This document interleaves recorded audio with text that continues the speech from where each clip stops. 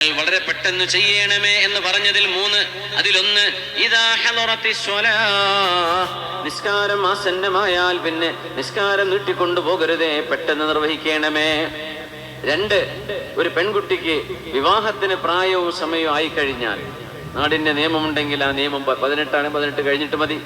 എന്നാൽ അവിടെ നിന്ന് അങ്ങോട്ട് പിന്നെ നീട്ടരുത്. പിന്നെ ഒരു കോഴ്സ് കഴിയട്ടെ, ഒരു ജോലി കിട്ടട്ടെ, കല്യാണം കഴിക്കട്ടെ, എന്നിട്ട് അവർ പഠിക്കട്ടെ.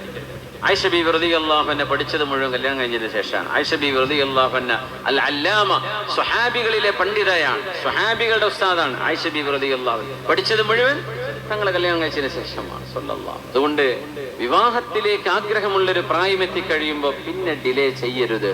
3-ാമത്തെ വിഷയം, മയ്യത്ത്.